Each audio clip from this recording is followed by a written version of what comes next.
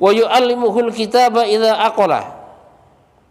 Seorang tua harus mengajarkan kitab, harus mengajarkan Al-Quran, mengajar agama kepada anaknya apabila anaknya sudah berakal, sudah balik, sudah mumayyiz.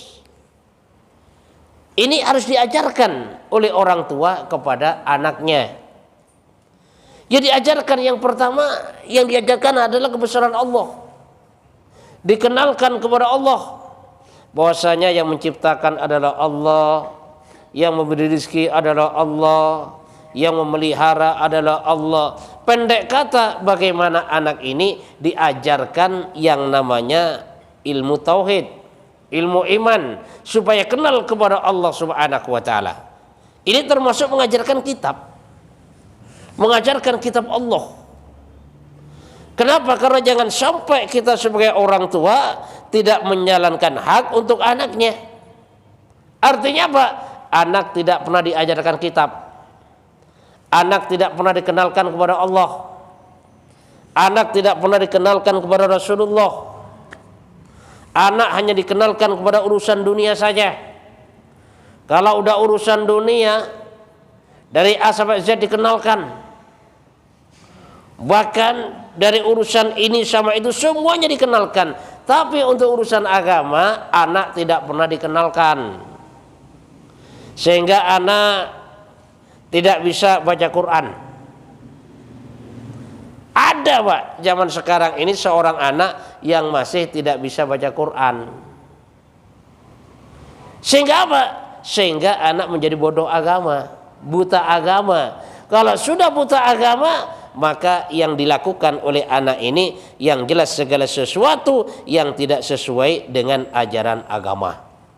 Makanya ini kewajiban orang tua mengajarkan kitab, agama, iman kepada anaknya. Bahkan saat anak sebelum bisa ngomong, bagaimana ucapan pertama seorang anak ini adalah Allah. Lalu bagaimana? Ya, sebelum anak ini belajar ngomong harus dikenalkan Allah, Allah, Allah, Allah.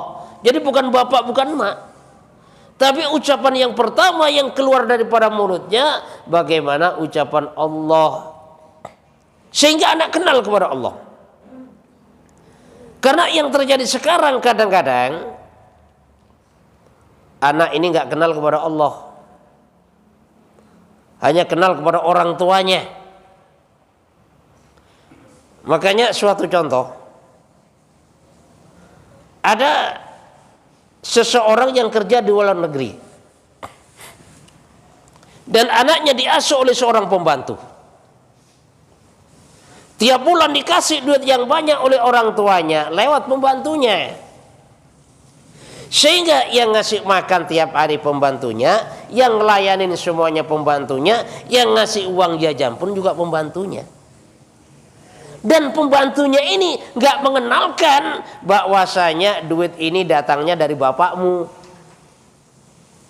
Sehingga apa? Sehingga anak ini taunya bahwasanya yang ngasih makan adalah pembantunya, yang ngasih pakaian pembantu, yang ngasih semuanya pembantu. Sehingga anak ini tidak kenal kepada orang tuanya. Sehingga saat orang tuanya datang, dia cuek kepada orang tuanya. Dia nggak hormat kepada orang tuanya. Hormatnya kepada siapa? Hormatnya pada pembantu. Kenapa? Karena baginya yang mencukupi kehidupannya adalah pembantu, bukan orang tuanya. Lah, kenapa ada anak yang semacam ini? Karena pembantunya tidak pernah mengenalkan bahwasanya semua kehidupannya ini ditanggung oleh orang tuanya. Yang salah siapa? Yang salah pembantunya. Lah, suatu saat orang tuanya pulang dari luar negeri, nyapa anaknya, anaknya cuek. Anaknya kagak mau ngaku. Bahkan ibunya nangis-nangis dicuekin sama anaknya. Kenapa? Karena nggak kenal anak kepada orang tuanya. Pembantunya nggak pernah mengenalkan bahwasanya orang tuamu di luar negeri nih. Orang tuamu lagi kerja, orang tuamu lagi usaha mati-matian untuk kamu nih. Makanya kamu harus taat kepada orang tuamu. Nanti kalau orang tuamu pulang, kamu harus sungkem kepada orang tuamu kalau orang tuamu pulang. Seandainya pembantunya memberikan ucapan yang semacam itu, suatu saat orang tuanya pulang, maka anak ini akan hormat kepada orang tuanya. Nah, karena pembantunya nggak pernah ngajarkan, nggak pernah mengabarkan bahwasanya dia punya orang tua yang menanggung kehidupannya, maka orang tuanya pulang, anaknya nggak kenal. Orang tuanya pulang, anaknya nggak mau hormat kepada orang tuanya. Lah kalau sudah terjadi yang semacam ini, yang disalahkan pembantunya oleh orang tuanya. Bisa jadi dipecat ini pembantu. Bisa jadi orang tua anak marah-marah, kamu ini kurang ajar, kamu saya gaji, kehidupanmu saya tanggung, tapi kenapa kamu nggak mengenalkan saya kepada anak saya? Coba sekarang anak saya nggak kenal kepada saya, anak saya nggak hormat kepada saya, bahkan anak saya pun nggak negur kepada saya. Ini kan gara-gara kelakuanmu.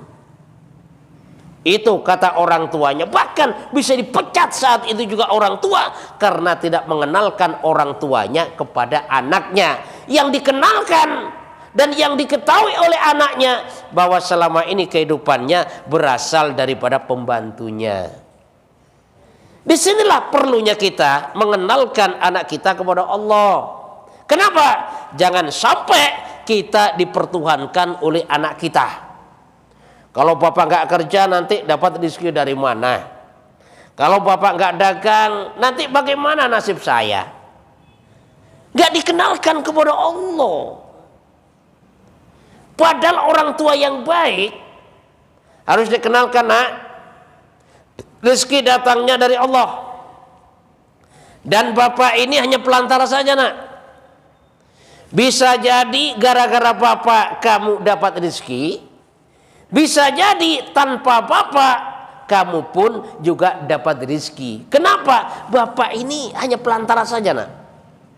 Yang ngasih rezeki Allah. Seharusnya orang tua mengenalkan Allah. Nah, makanya usaha orang tua, bagaimana anak pertama kali yang diucapkan adalah kalimat Allah, Allah, Allah. Maksudnya apa? Agar supaya ada keyakinan di dalam diri anak bahwasanya yang menciptakan adalah Allah, yang memberi rezeki adalah Allah, yang memelihara adalah Allah, yang menghidupkan adalah Allah. Sehingga seorang anak tadi kalau sudah kenal kepada Allah, di dalam hatinya ada keyakinan kepada Allah, maka akan mudah melaksanakan daripada perintah Allah Subhanahu wa ta'ala.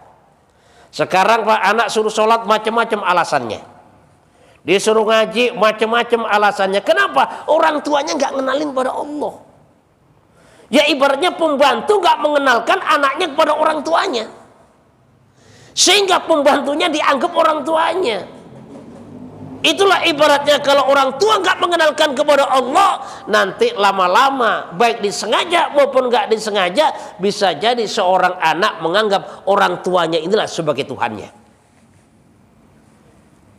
Disinilah perlunya sebagai orang tua mengajarkan daripada ilmu iman, keimanan kepada Allah, mengenalkan seorang anak kepada Allah Subhanahu wa ta'ala agar ada keyakinan yang benar kepada Allah.